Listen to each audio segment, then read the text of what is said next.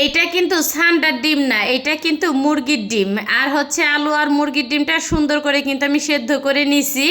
আর এখন এত সুন্দর একটা ওয়েদার চলতেছে, সকালের দিক দিয়ে অনেকটা গরম, আবার হচ্ছে রোদ, তো দুপুর পার হলেই কিন্তু অনেকটা ঝড় বৃষ্টি শুরু হয়ে যায়। আর ঠান্ডা ঠান্ডা ওয়েদারের ভিতরে কিন্তু ডিম রান্না খেতে কিন্তু ভীষণ ভালো লাগে। তো ডিমগুলি হচ্ছে আর কি সেদ্ধ করে নিছি, তো আলুটাও সেদ্ধ করে নেওয়ার পরে সুন্দর করে ছুলে নিলাম আমি।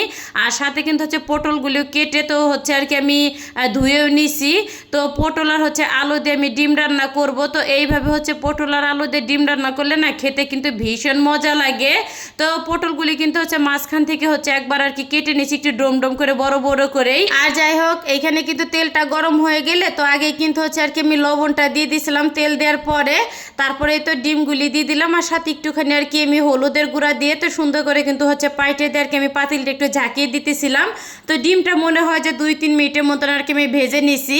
তো ভাজা হয়ে গেলে না এক এক করে হচ্ছে আর কি আমি তুলে নেব।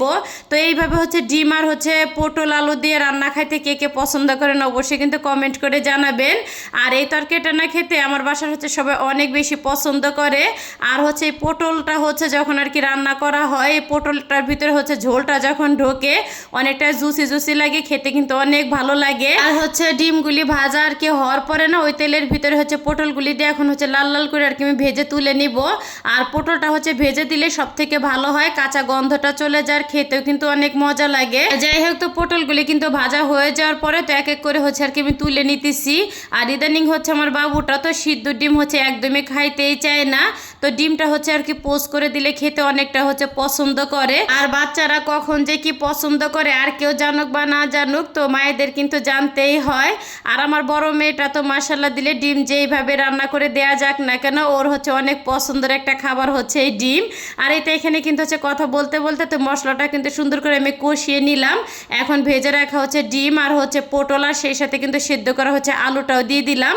আর কিছুটা আলু কিন্তু সুন্দর করে হচ্ছে ম্যাশ করে দিছি, যাতে পরবর্তীতে হচ্ছে আবার হচ্ছে ভেঙে না দিতে হয়। আর যাই হোক, এখন কিন্তু পরিমাণ মতন হচ্ছে পানি দিয়ে তো ঢাকনা দিয়ে ঢেকে হচ্ছে কিছুক্ষণ আর কি আমি রান্না করে নেব। তো মোটামুটি হচ্ছে ঝোলটা আর কি একটু টেনে আসা পর্যন্ত হচ্ছে রান্না করে নেব আমি। আর হচ্ছে এই তরকারির ভিতরে না ঝালের পরিমাণটা একটু বেশি দিলে না খেতে কিন্তু অনেক ভালো লাগে, যেহেতু হচ্ছে আমরা একটু ঝাল বেশি খাইতে পছন্দ করি। আর হচ্ছে যারা আর কি ঝাল কম খায় তারা হচ্ছে পরিমাণ মতন দিলেই হবে। যাই হোক, তো তরকারিটা কিন্তু রান্না আর কি শেষের দিকে, লাস্টে হচ্ছে একটুখানি আর কি ভাজা জিরার গুঁড়াটা দিয়ে দিব। আর ভাজা জিরার গুঁড়া কিন্তু লাস্টে দিলে খেতে কিন্তু তরকারি অনেক অনেক হচ্ছে মজা লাগে। যাই হোক, একটুখানি আর কি নেড়ে চেড়ে তো চুলাটা কিন্তু বন্ধ করে দিছি আমি। আর এই যে হচ্ছে আমার রান্নার আর কি ফাইনাল লুক। তো সব মিলে কেমন লাগলো আজকের ভিডিওটা সবার কাছে অবশ্যই কিন্তু কমেন্ট করে জানাবেন। তো সবাই ভালো থাকবেন, আসসালামু আলাইকুম।